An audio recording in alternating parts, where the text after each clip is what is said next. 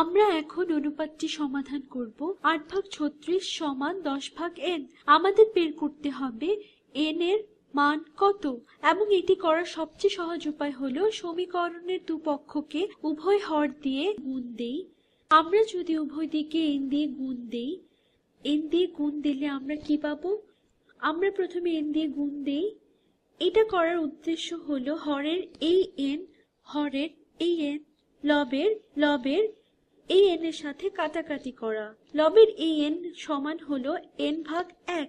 এখন যদি আমরা এটা করি তবে আমাদের সমীকরণের বাম পক্ষে পাচ্ছি 8/36 গুণন n, অথবা তুমি এভাবেও দেখতে পারো 8n/36, কারণ তুমি এটাকে n/1 এবং n/1ও বলতে পারো। তাই বাম পক্ষে পাচ্ছি 8n/36 এবং এটি সমান হচ্ছে 10/n গুণন n/1। এই n আর এই n কাটাকাটি চলে যায়, আমাদের থাকে তাহলে 10/1 বা 10।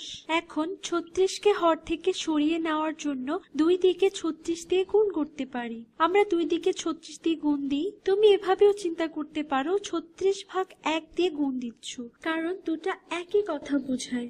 তাহলে এই 36 আর এই 36 কাটাকাটি চলে যায় এবং বাম পক্ষে আমরা পাচ্ছি 8n এবং ডান পক্ষে আমরা পাচ্ছি 10 গুণ 36 বা 360।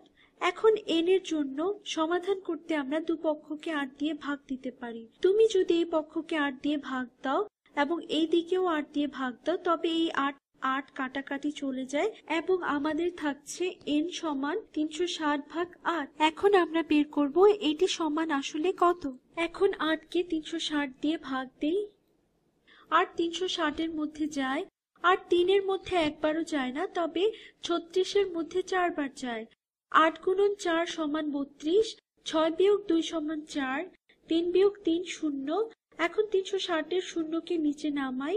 8 40 এর মধ্যে কাটায় কাটায় 5 বার যায়, তাহলে 5 গুণন 8 সমান হলো 40 এবং কোনো ভাগশেষ থাকে না।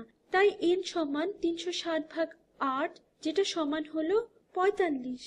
এখন আমাদের আসল অনুপাতের দিকে ফিরে তাকাই। আমরা n এর জন্য সমাধান করেছি এবং আমরা এখন জানি 8/36 সমান একেবারে একই জিনিস, অর্থাৎ 10/45 আর 8/36 একই কথা।